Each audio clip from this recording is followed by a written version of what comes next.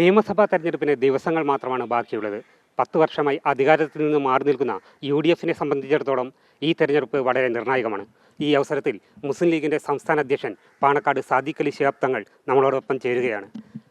എന്തൊക്കെയാണ് ഈ തെരഞ്ഞെടുപ്പിൽ യു.ഡി.എഫ് പ്രതീക്ഷിക്കുന്നത്? യു.ഡി.എഫ് അധികാരത്തിലേക്ക് തിരിച്ചെത്തുക എന്നുള്ളത് തന്നെയാണ്. കഴിഞ്ഞ 10 വർഷങ്ങളായി കേരളത്തിൽ പ്രതിപക്ഷത്താണ് യു.ഡി.എഫ് ഉള്ളത്. അപ്പോൾ ഏതൊരു രാഷ്ട്രീയ പാർട്ടിയും മുന്നണിയൊക്കെ തന്നെ തിരഞ്ഞെടുപ്പിനെ നേരിടുന്നത് വിജയിക്കണം എന്നുള്ള ഉറച്ച ലക്ഷ്യത്തോടെയാണല്ലോ. അപ്പോൾ ആ നിലക്ക് വരാനിരിക്കുന്ന മന്ത്രിസഭയിൽ ആ മന്ത്രിസഭ യു.ഡി.എഫിൻ്റെതായിരിക്കും എന്നുള്ള ഉറച്ച വിശ്വാസത്തോടെയാണ് ഞങ്ങൾ തിരഞ്ഞെടുപ്പിന് ഇറങ്ങിയിട്ടുള്ളത്.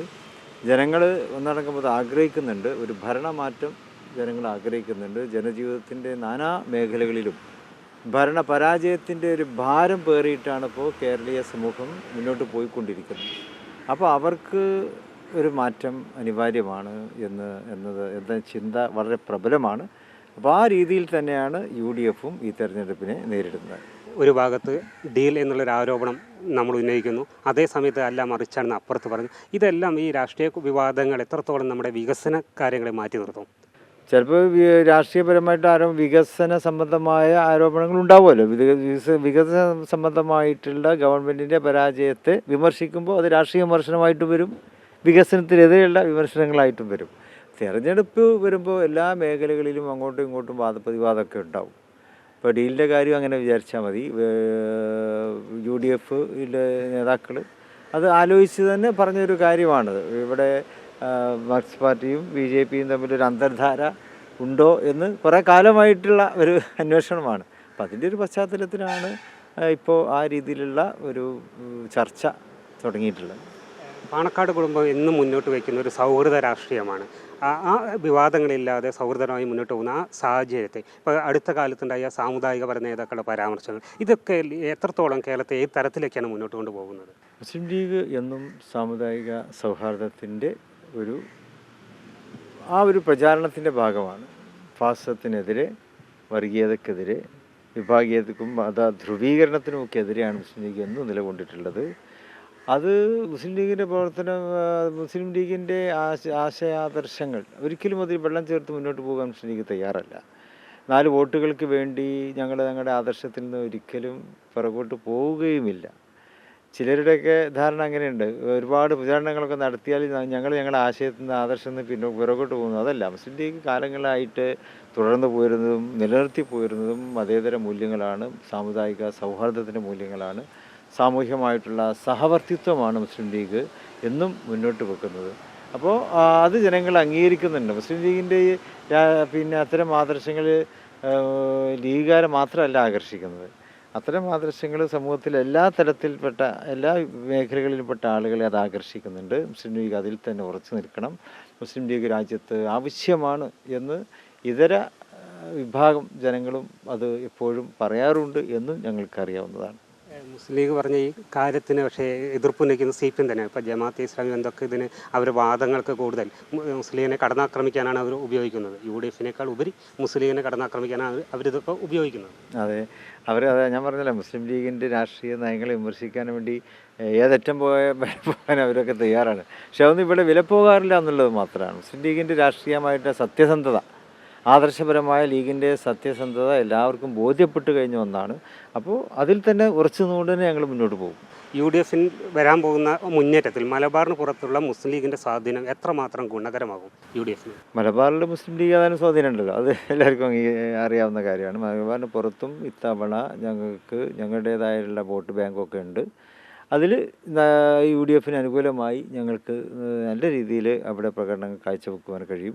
കൊല്ലത്തുണ്ട്, അതുപോലെ തന്നെ എറണാകുളത്തുണ്ട്, തിരുവനന്തപുരത്ത്, എല്ലാ ജില്ലകളിലും മുസ്ലിം ലീഗിന് പ്രത്യേകിച്ച് ഇപ്പോൾ ത്രിതല പഞ്ചായത്ത് തെരഞ്ഞെടുപ്പ് കഴിഞ്ഞപ്പോൾ ഞങ്ങളുടെ പ്രതീക്ഷയ്ക്ക് അപ്പുറത്ത് ഒരുപാട് സീറ്റുകൾ നമുക്ക് ത്രിതല പഞ്ചായത്ത് ലഭിച്ചത് തീർച്ചയായിട്ടും ആ ഭാഗങ്ങളിലൊക്കെ മുസ്ലിം ലീഗിന് ആളുകളുടെ സ്വാധീനമുണ്ട്, ജനപിന്തുണയുണ്ട് എന്നുള്ള കാര്യങ്ങളാണ്. യുവാക്കൾക്കും വനിതകൾക്കൊക്കെ വലിയ പ്രാധാന്യമാണ് ഇത്തവണ നമ്മൾ നിയമസഭാ തെരഞ്ഞെടുപ്പിൽ നൽകിയത്. ഇതൊരു തലമുറ മാറ്റത്തിനുള്ള ഒരു ഒരുക്കത്തിലാണോ, ലീഗ് എന്ന സൂചനയാണോ നൽകുന്നത്?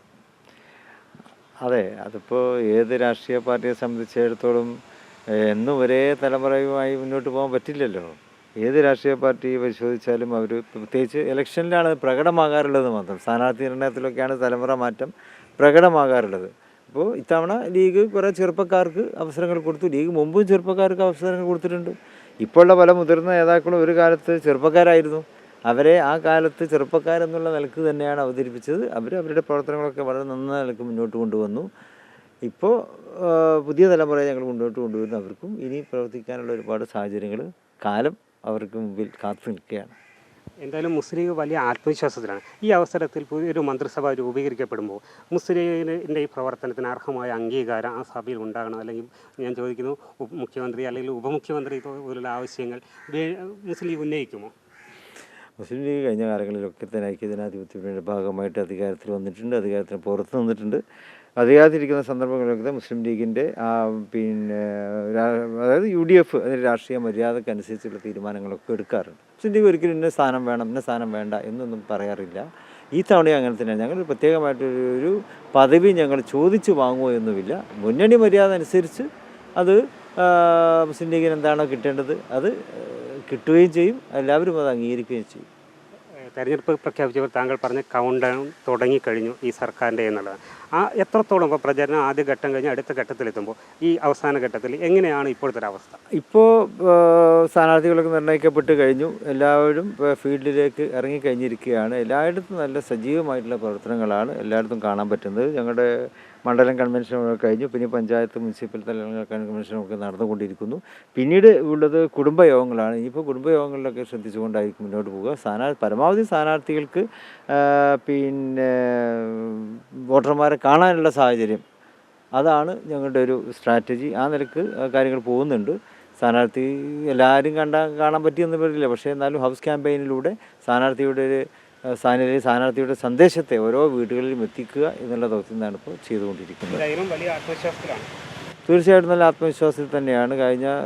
കഴിഞ്ഞ ലോക്സഭാ തിരഞ്ഞെടുപ്പിൽ അതിന് ശേഷം നടന്ന മറ്റ് ത്രിതല പഞ്ചായത്ത് തിരഞ്ഞെടുപ്പിലൊക്കെ ഉണ്ടായ ആ ഒരു വിധിയെഴുത്ത് തന്നെ ആയിരിക്കും ഇനിയും ഇവിടെ നിലനിൽക്കുക എന്നുള്ള ഉറച്ച വിശ്വാസം ഞങ്ങൾക്കുണ്ട്. എന്നാലും ജനങ്ങളെ വീണ്ടും ഞങ്ങൾ ഐക്യജനാധിപത്യ മുന്നണി അധികാരത്തിൽ ഏറ്റേണ്ട ആവശ്യങ്ങളെക്കുറിച്ച് അവരോട് നിരന്തരമായി ഞങ്ങൾ സംവദിച്ചു കൊണ്ടിരിക്കും. എന്തായാലും പാണക്കാട് സാദിഖ് അലി ശിഹാബ് തങ്ങൾ തികഞ്ഞ ആത്മവിശ്വാസത്തിലാണ്. കഴിഞ്ഞ 10 വർഷമായി അധികാരത്തിൽ നിന്ന് മാറി നിൽക്കുന്ന UDF ഇത്തവണ വൻ ഭൂരിപക്ഷത്തോടു കൂടി അധികാരത്തിലെത്താൻ കഴിയുമെന്ന ഉറച്ച വിശ്വാസമാണ് അദ്ദേഹം പങ്കുവയ്ക്കുന്നത്. പാണക്കാട് നിന്നും ക്യാമറാമാൻ അമർജിത്തിനോടൊപ്പം P. K. Aravindan, Amrita news.